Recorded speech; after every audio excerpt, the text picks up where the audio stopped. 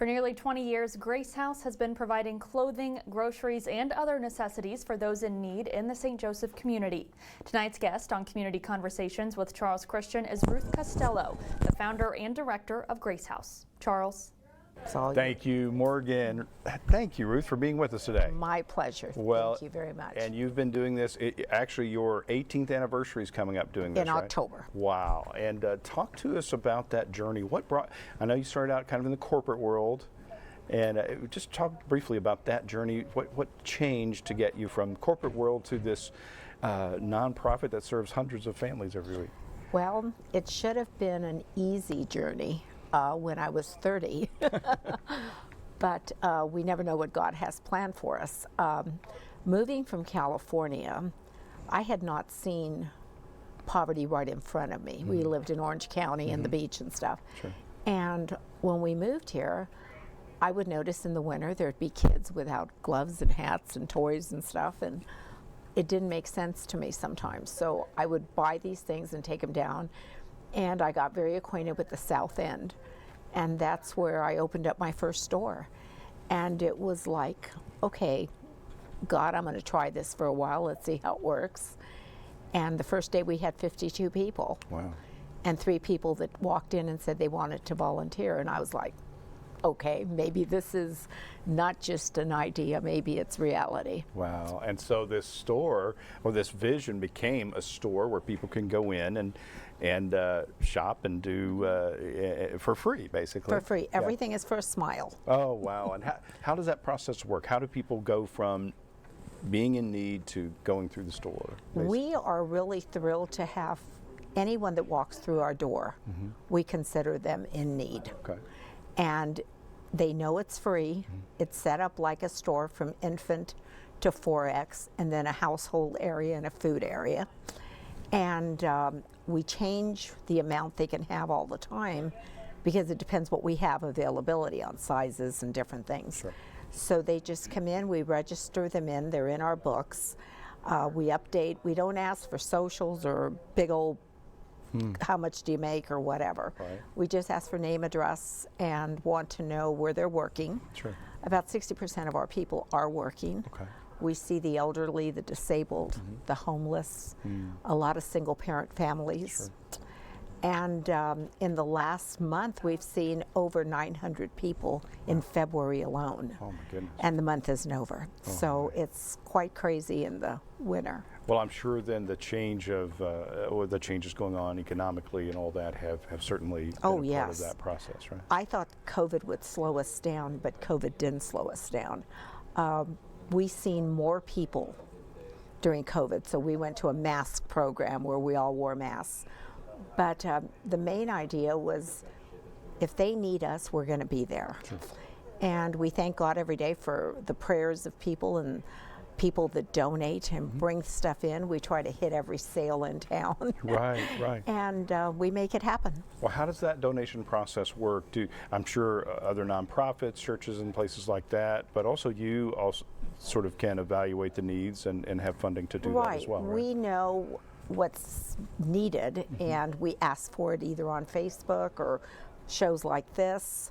And we also let people know, and they bring donations in. We gave over, I think it was 1,142 blankets and throws this year. Oh, wow. Because people donated them in. Okay. And we just asked for things to be clean, in season, good condition. Right. And not totally ripped up. And we want our people to come in and feel proud when they come in. Sure. That they can get something of good value for free. Well, I think that's important too, for people to have the kind of experience where they feel like, as you said, they're actually shopping.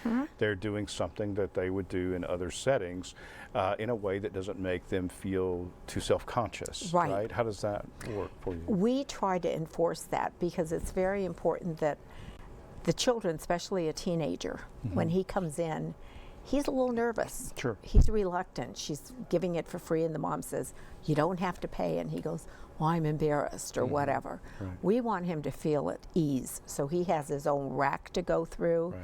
He picks his stuff. It's marked properly and it works. Oh, that's great. And then we have them totally blessed when they come in with a shoe that has cardboard underneath it, and they get a brand new pair of shoes, and they're like, oh my God, this is awesome. That's wonderful. Yeah. And you network very closely with, I know, with other organizations. With other United Way, organizations, and right. For instance, talk about that. How does that process work? We, like if I don't have something and like a toaster or something, I would recommend that they go to Pivotal Point or somebody else.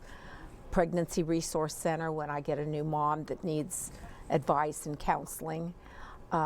We've been blessed. We have about 4 parents that I can recall that weren't ready to give up to keep their child. And we talked to them, and now she has a few children. It's been a 6-7 year process, and she's happy, she's married.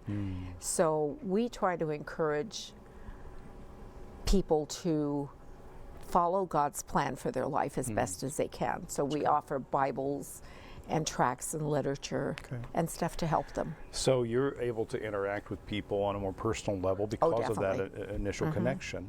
So that's important. Well, you have several big events in the year. What's your next big event that you are part of? Well, we do a Mother's Day, a Father's Day, and of course Easter for the kids. But our big event is in July. It's our back to school event. Okay.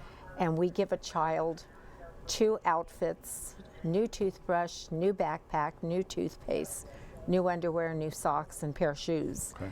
And the shoes are the hardest because the availability. Sure. We had 1,214 kids last year. Wow. And with 301 new families since November, and that's 81 more children, our numbers are going to be crazy. Sure. The items we give as far as the backpack and the school supplies and underwear and socks, they all have to be new. Sure.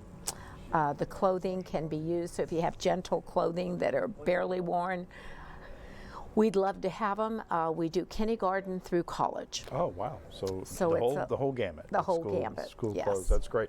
And how do people do it? Do you have a website that they can connect We connect with? through Facebook a lot because it's not out there big. I've never been able to afford a web page. Okay. And we just basically connect. You can come to the store. We're open on Tuesday from 6:30 in the morning till 3:30 for shopping. Okay. 4 for donations, and Thursday and Saturday 6:30 in the morning till 9:30 in the morning. Okay. And those, that people can come in and just people explore. can come in. You don't need an appointment. You don't need anything. We just ask that you wear a mask because of all the flu and stuff going on. Sure. And that you bring a piece of ID. Great. And we flashed that address earlier, but give us that address one more time. It's 2638 Lafayette. Okay, so It's right in the middle of town. That's right. Off 27th Street. And the House of Bread is right around the corner. Okay.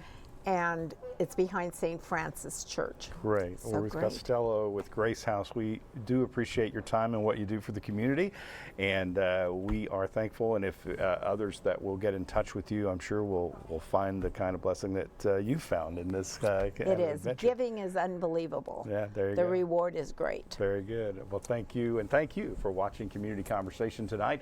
We'll have more news after the break.